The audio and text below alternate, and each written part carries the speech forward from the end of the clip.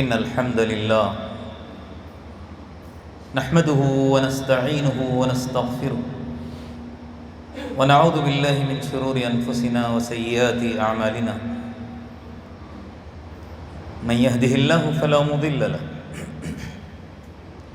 ومن يضلل فلا هادي له وأشهد أن لا إله إلا الله وحده لا شريك له وأشهد أن محمدًا عبده ورسوله أما بعد فإن خير الحديث كتاب الله وخير الهدي هدي محمد صلى الله عليه وسلم وشر الأمور محدثاتها وكل محدثة بدعة وكل بدعة ضلالة وكل ضلالة في النار وكما قال عليه الصلاة والتسليم أعوذ بالله من الشيطان الرجيم بسم الله الرحمن الرحيم يا أيها الذين آمنوا اتقوا الله حق تقاته ولا تموتن إلا وأنتم مسلمون يا أيها الناس اتقوا ربكم الذي خلقكم من نفس واحدة وخلق منها زوجها وبث منهما رجالا كثيرا ونساء واتقوا الله الذي تساءلون به والأرحام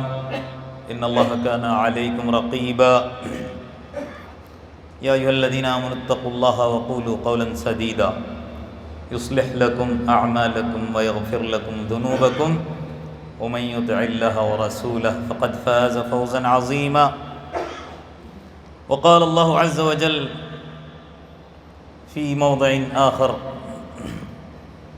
وما نرسل بالآيات إلا تخويفا رب اشرح لي صدري ويسر لي أمري واحلل عقدة من لساني يفقهوا قولي رب زدني علما سبحانك لا علم لنا إلا ما علمتنا إنك أنت العليم الحكيم رب يسر ولا تعسر وتمم بالخير حاضرین جمعہ، پردہ نشین خواتین اور پیارے بچوں، ہر طرح کی تعریف، بڑائی، بزرگی، شان و شوکت، عظمت و جلالت اللہ وحدہ لا شریک کے لیے ہی لائق اور زیبا ہے۔ درود ہو، سلام ہو حضرت محمد مصطفیٰ صلی اللہ علیہ وسلم پر، آپ کے اصحاب، تابعین اور تبع تابعین پر۔ مختصر سی حمد اور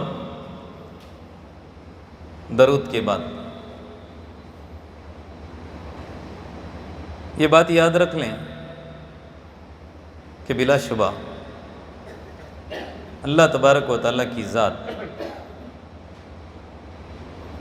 اپنے فیصلے کے اندر علیم ہے، حکیم ہے۔ اسی طرح شریعت کے معاملے میں بھی، احکامات کے نافذ کرنے میں بھی علیم اور حکیم ہے۔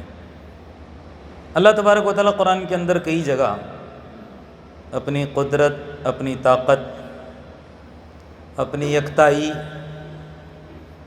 اپنی منچاہی کو بیان کرتے فرماتا ہے فعال لما یرید، جو چاہتا ہے کرتا ہے۔ کہیں کیا کہا؟ یفعل ما یشاء، جیسے چاہتا ہے کرتا ہے۔ آپ کہو گی یہ باتیں میں کیوں کہہ رہا ہوں؟ ہم نے پچھلے دنوں دیکھا ترکی ہو، سیریا ہو یا اس کے اطراف کے اندر کوئی بھی بستیاں ہوں، دہل گئی، ہل گئی،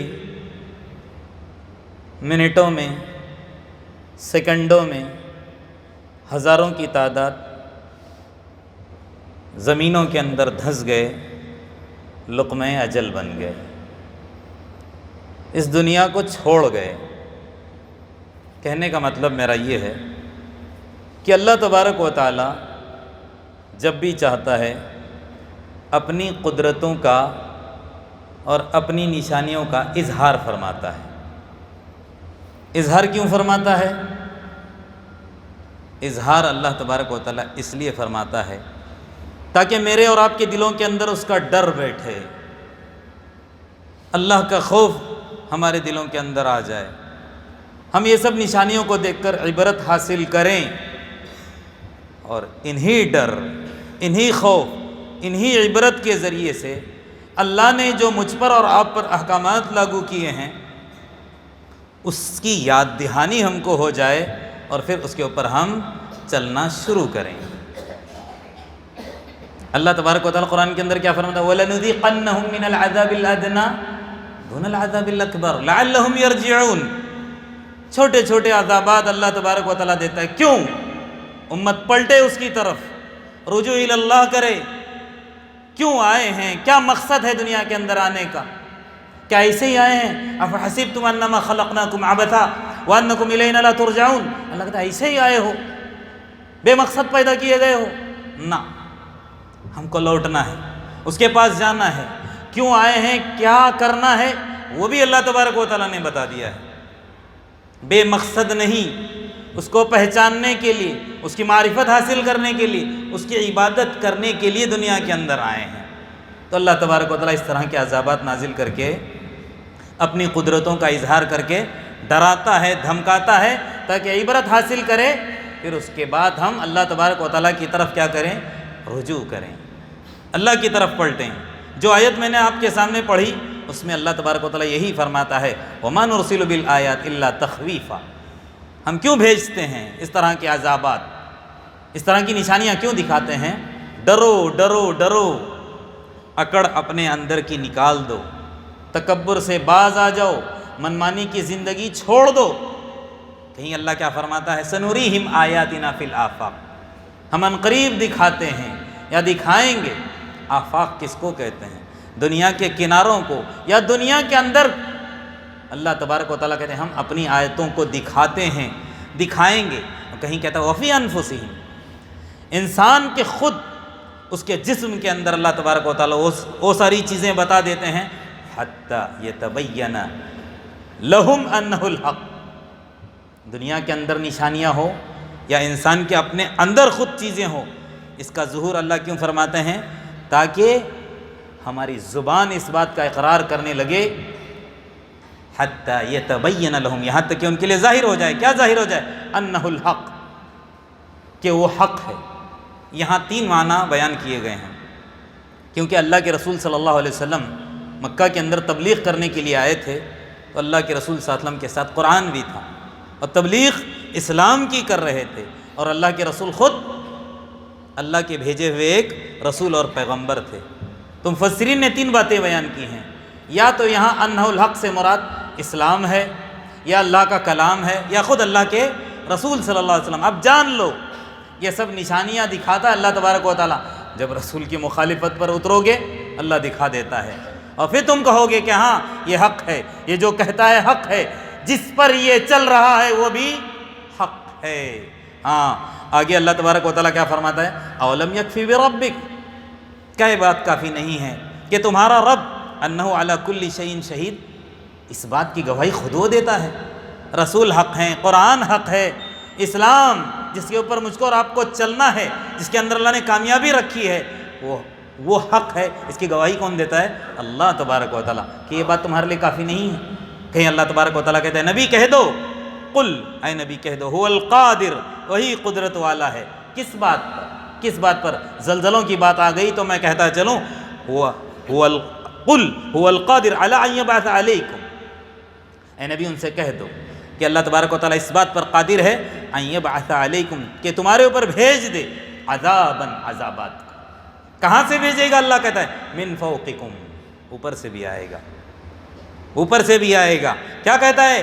ومن تحت ارجلکم، تمہارے قدموں تلے، ہاں نیچے سے بھی آئے گا۔ اوپر سے بھی اللہ کا عذاب آئے گا، نیچے سے بھی آئے گا۔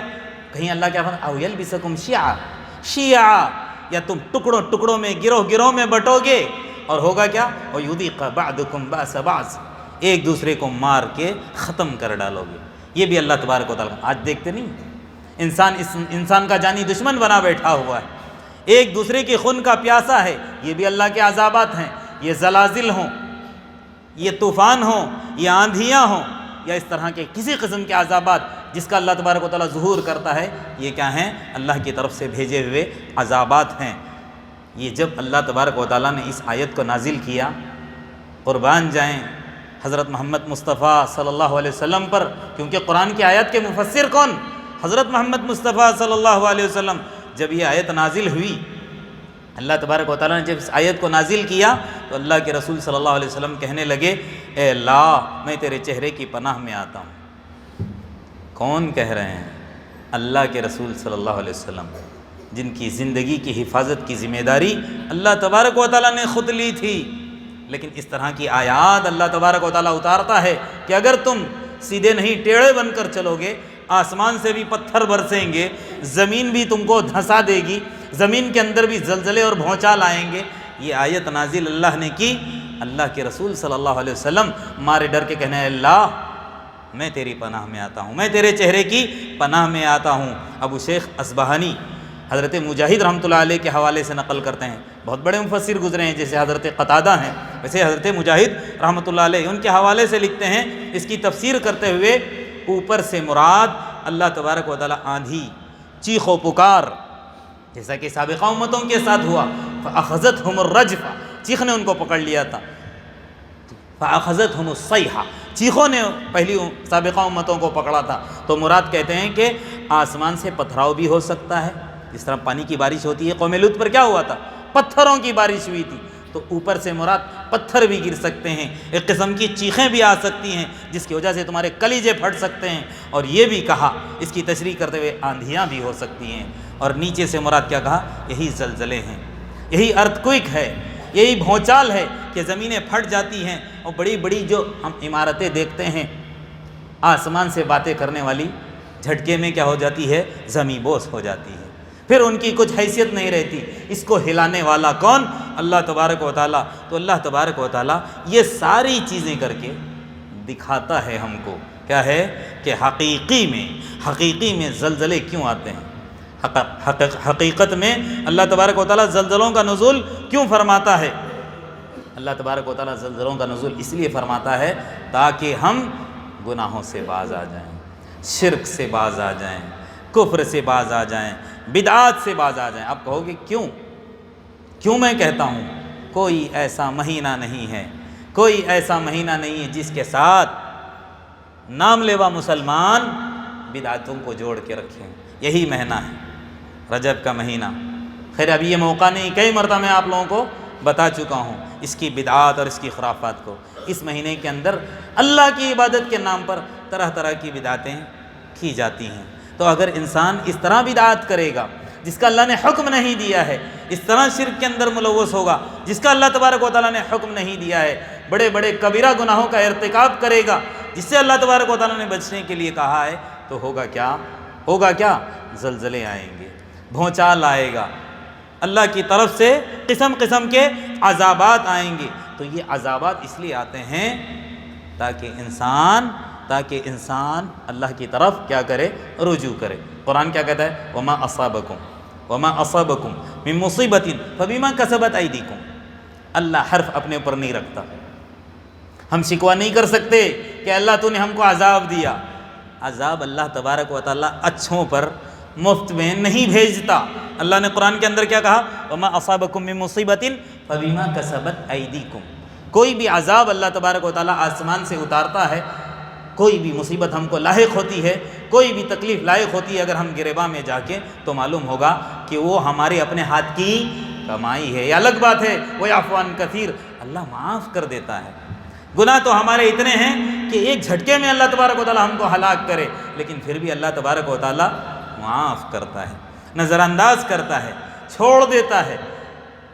گناہیں زیادہ کرنے کے باوجود بھی اللہ تبارک و تعالیٰ مواقع دیتا ہے۔ ہو سکتا ہے میرا بندہ اب توبہ کرے، تب توبہ کرے، اب اس کو احساس ہو، تب اس کو احساس ہو، لیکن پھر بھی ہم شکوے شکایتیں کرتے ہیں صرف اللہ کے عذابات پر، لیکن اللہ کی رحمتوں کا نزول ہوتا ہے، ڈھیر ساری نعمتیں ہم کو ملی ہیں، کھا رہے ہیں، پی رہے ہیں، مزے کر رہے ہیں، اس پر کبھی شکر، کبھی اللہ کی ہم نہیں کرتے۔ تو کیا کہا گیا کہ وما اصابکم، یہ جتنے بھی زلازل آتے ہیں یہ ہمارے اپنے ہاتھ کی کمائی ہے۔ اور اللہ نے یہ بھی کہا قرآن کے اندر ایک جگہ وما اصابک من حسنۃ فمن اللہ، کوئی بھی اچھائی بھی لاحق ہوتی ہے وہ بھی کون دیتا ہے؟ اچھائیاں رحمتوں کا نزول بھی اللہ ہی کی طرف سے. وما اصابک من سیئۃ فمن نفسک کہتا اللہ تبارک و تعالیٰ. اور کوئی بھی برائی آپ کو لاحق ہوتی ہے، کوئی بھی تکلیف یا مصیبت آپ کے اوپر آتی ہے تو سمجھ لیجئے وہ آپ کے نفس کے ہی وجہ سے، یعنی ہماری اپنی غلطی ہوتی ہے، ہماری اپنی خطا ہوتی ہے، جس کی وجہ سے اللہ تبارک و تعالیٰ کیا کرتے ہیں؟ ہماری پکڑ فرماتے ہیں. تو اس صورت میں ہم کو کیا کرنا ہے؟ تمام بدعات سے باز آنا ہے، تمام کفر سے، شرک سے بات. کیونکہ غیور مسلمان وہی ہے کہ اگر تکالیف آئے، مصیبتیں آئیں، تب بھی اللہ کی طرف رجوع نہ کرے تو پھر اس سے گیا گزرا کوئی انسان ہو سکتا ہے؟ نہ.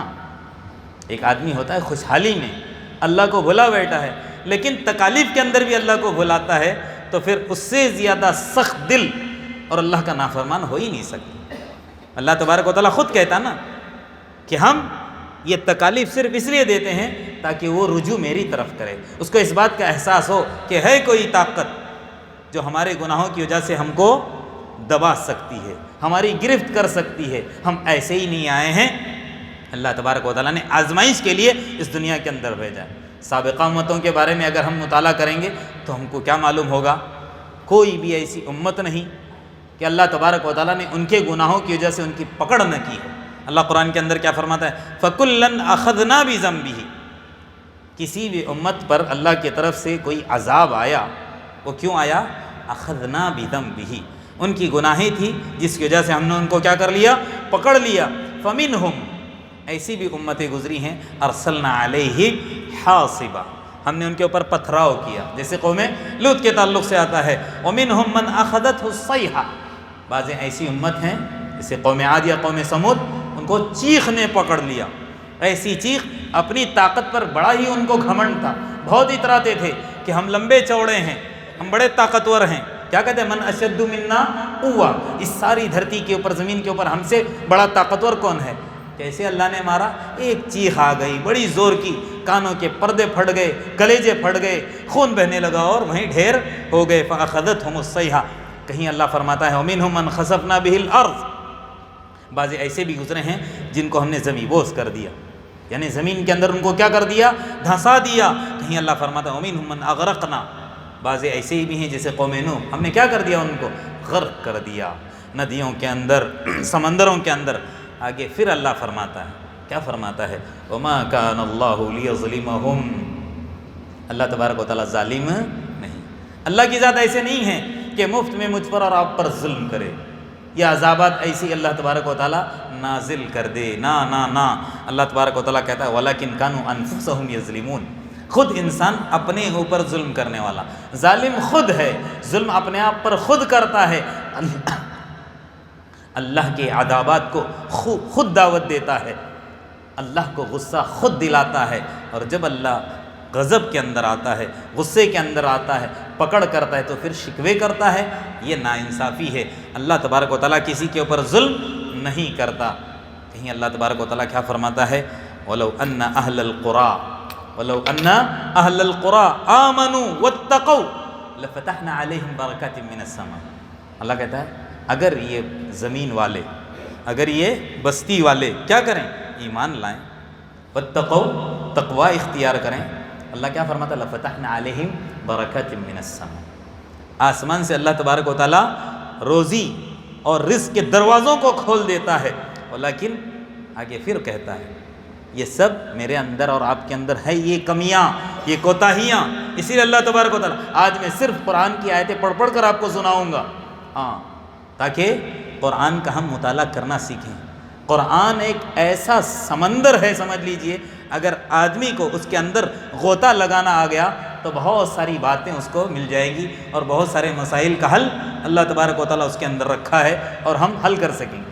اللہ کیا کہہ رہا ہے کہ انسان ایمان لائے، تقوی اختیار کرے، روزی اور رزق کے دروازوں کو اللہ تبارک و تعالیٰ کھول دیتا ہے.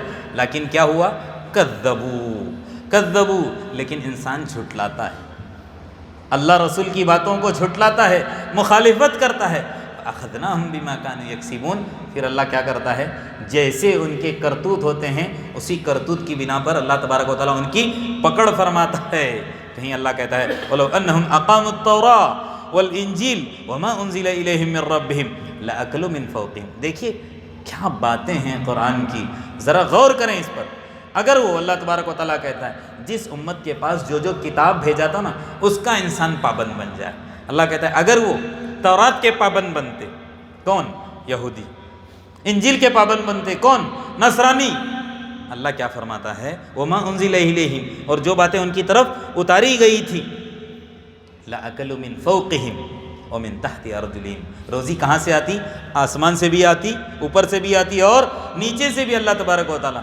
لیکن معاملہ کیا ہوتا ہے کہ انسان ہی ایسا ہے جو اللہ تبارک و تعالیٰ کی نعمتیں جو اللہ تبارک و تعالیٰ ان کے اوپر بوچھار کرتا ہے اس کا ناشکرہ بن کر زندگی گزارتا ہے، اور اللہ کے احکامات کی پابندی نہیں کرتا ہے، پسے پش ڈالتا ہے.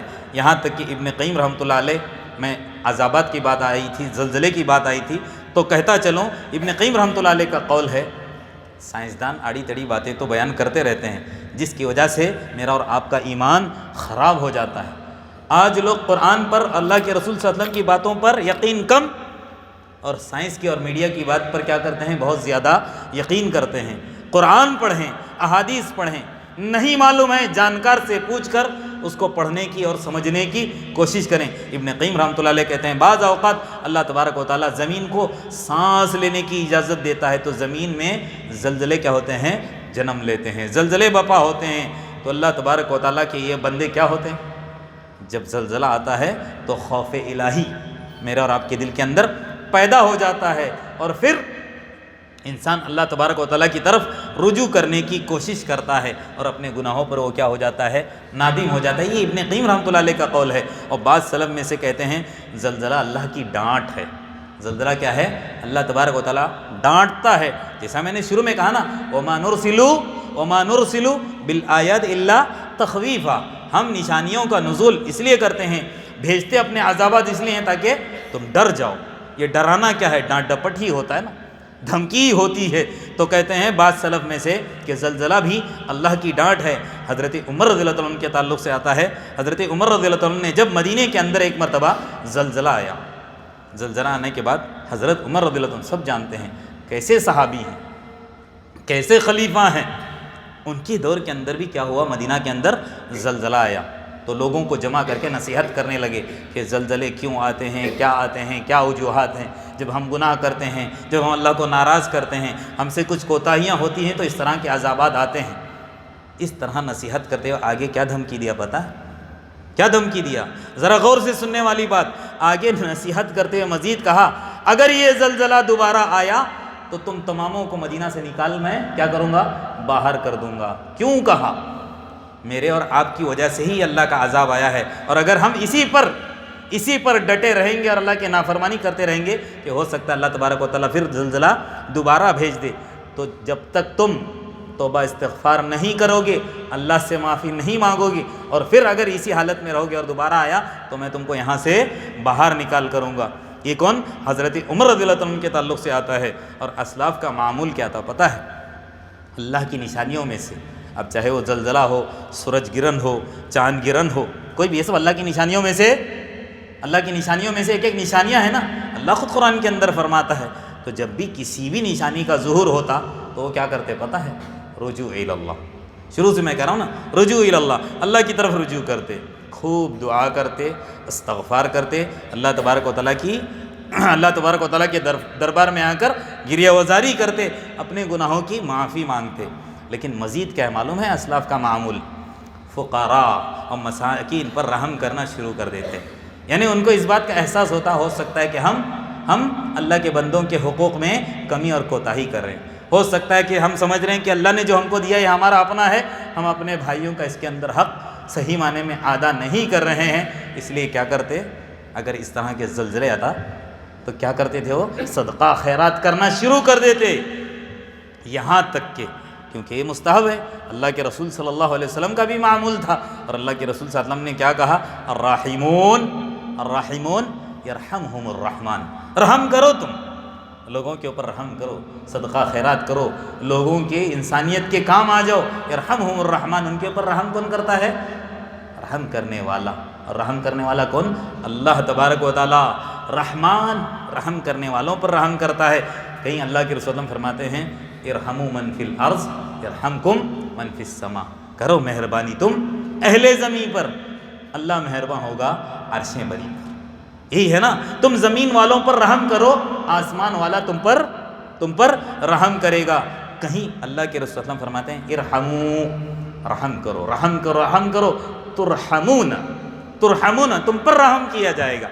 جب تک ہمارے اندر رحم کی صفت رہے گی اللہ کی طرف سے رحم ہوتا رہے گا۔ اور یہاں تک کہ اللہ کے رسول نے فرمایا من لا یرحم لا یرحم، اگر ہمارے اندر رحم کی صفت نہیں ہے، ہم سخت دل ہیں، بد دل ہیں، ہمارے دل سخت ہو چکے ہیں، رحم نام کی صفت نہیں ہے، تو ہم پر بھی رحم نہیں کیا جائے گا۔ یہاں تک کہ عمر بن عبدالعزیز رحمۃ اللہ علیہ، کون نہیں جانتا، عمر بن عبدالعزیز رحمۃ اللہ علیہ بہت ہی بہترین خلیفہ گزرے ہیں۔ ایسے نیک صفت انسان ان کی خلافت کے دور کے اندر تاریخ کے اندر آتا ہے کہ ایک گھاٹ کے اوپر، پانی کے ایک گھاٹ کے اوپر شیر اور ہرن ایک ساتھ پانی پیا کرتے تھے۔ اندازہ لگاؤ کیسا امن، کیسا سکون، کیسے حالات ہوں گے ان کے دور خلافت کے اندر۔ لیکن ان کے دور خلافت کے اندر بھی زلزلہ آیا۔ تو اگر ان کے دور خلافت کے اندر اگر کوئی زلزلہ آتا یا کوئی اس طرح اللہ تبارک و تعالیٰ نشانیوں کا ظہور کرتا تو کیا کرتے پتہ ہے؟ اپنے جتنے بھی گورنر ہیں ان کو حکم جاری کرتے کہ صدقہ اور خیرات کیا کریں۔ کیا کرتے کہ ہو سکتا ہے ہم نے صدقہ خیرات کے معاملے میں کمی کی ہے، کرو، تاکہ اللہ تبارک و تعالیٰ غیظ اور غضب میں نہ آئے۔ اللہ تبارک و تعالیٰ کا غصہ ٹھنڈا کرنے کے لیے صدقہ و خیرات کرنا ہے۔ اللہ نے جو نعمت ہم کو دی ہے اس کو اللہ کے راستے میں ہم کو لٹانا ہے۔ یہاں تک کہ اللہ قرآن کے اندر کیا فرماتا ہے؟ وَلَيَنْصُرَنَّ اللَّهُ مَن يَنْصُرُهُ، اللہ اس کی ضرور مدد کرے گا جو اس کی مدد کرتا ہے۔ کس کی مدد کرتا ہے؟ اللہ تبارک و تعالیٰ کی۔ اللہ تبارک و تعالیٰ ہماری مدد کا محتاج ہے؟ نا، آیت کو ذرا ہم سمجھتے چلیں۔ وَلَيَنْصُرَنَّ اللَّهُ، اللہ ضرور مدد کرتا ہے، کرے گا اس کی، جو اس کی مدد کرتا ہے نا اللہ کی۔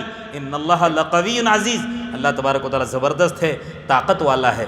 اب اللہ تبارک و تعالیٰ کہتا ہے اللہ ان کی کن لوگوں کی ضرور مدد کرتا ہے جو اس کی مدد کرتے ہیں؟ سے مراد الذین ان مکناہم فی الارض، جس کو ہم نے زمین میں جما دیا ہے، یعنی حکومت عطا کی، جس کو زمین کے اندر اللہ تبارک و تعالیٰ نے حکومت عطا کی ہے، اقتدار عطا کیا ہے۔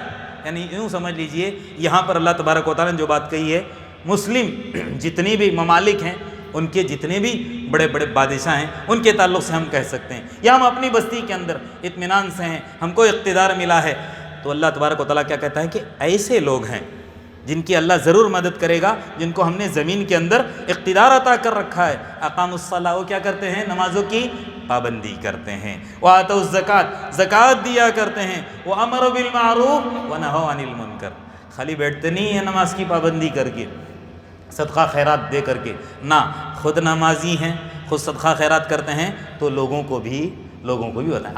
امر بالمعروف کا مطلب کیا ہے؟ لوگوں کو بھلائی کی طرف بلانا ہے۔ وَأَمَرُوا بِالْمَعْرُوفِ، امر بالمعروف بھی کرتے ہیں، وَنَهَوْا عَنِ الْمُنْكَرِ، اور منکرات سے کیا کرتے ہیں؟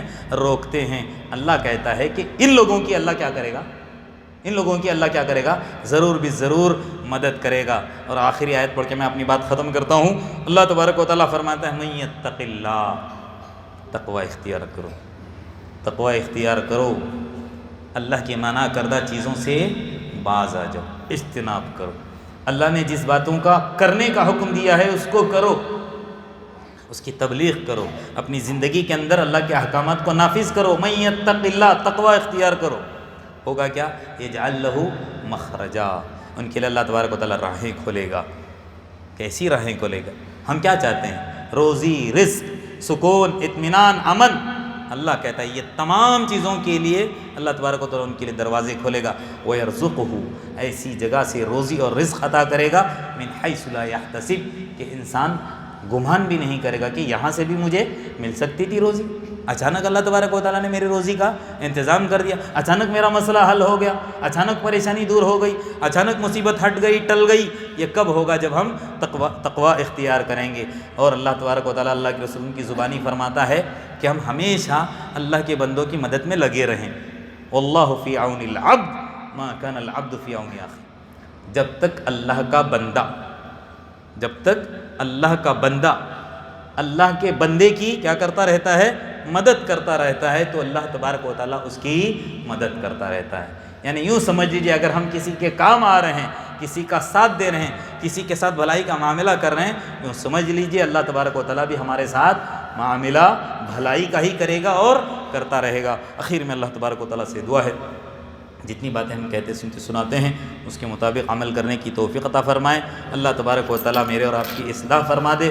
اللہ تبارک و تعالیٰ ہر برائی، ہر آفت، ہر مصیبت، ہر آسمانی بلا سے میرے اور آپ کی اللہ تبارک و تعالیٰ حفاظت فرمائیں، دین کا صحیح فہم، صحیح سمجھ عطا کرے۔ اللہ تبارک و تعالیٰ زلازل سے، طوفان سے، آندھیوں سے، کسی بھی قسم کی اللہ تبارک و تعالیٰ کے عذاب سے اللہ میرے اور آپ کی حفاظت فرمائیں، امن اور سکون والی زندگی عطا کرے۔ اسلام پر اور دین پر اللہ تبارک و تعالیٰ ہم کو ثابت قدم رکھے، جب تک زندہ رکھے ایمان پر رکھے، جب ہماری موت آئے تو ایمان پر ہو۔ آمین۔ وآخر دعوانا ان الحمدللہ رب العالمین۔ بارک اللہ لی ولکم فی القرآن العظیم ونفعنی وإیاکم بما فیہ من الآیات والذکر الحکیم۔ اقول قولی ھذا واستغفر اللہ لی ولکم ولسائر المسلمین من کل ذنب فاستغفروہ انہ ھو الغفور الرحیم۔